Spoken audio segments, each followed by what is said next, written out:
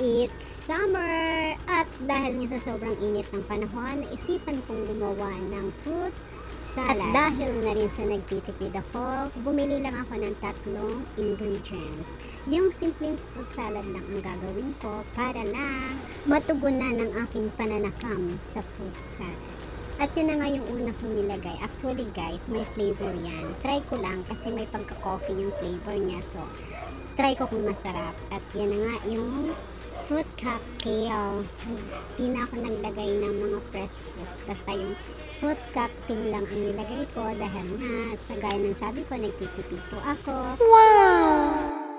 Di ko nga pala inubos dyan lahat ng condense. Ang ginawa ko, kinalahati ko lang kasi pag inubos ko, sobrang tamis na pala. Kaya nasa inyo, kung gusto nyo ng matamis, pwede nyo namang ubusin. Kung hindi naman talaga kayo mahilig sa sobrang tamis, pwede ng kalahati lang gaya ng ginawa ko. At super sarap talaga guys. At yan na ang ating finished product. Ilalagay ko pa rin siya sa mga tub na maliliit para Di madaling maubos.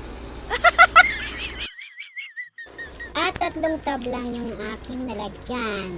At yung 3 yan ay para sa akin, para sa akin, at para sa akin. No, no, no!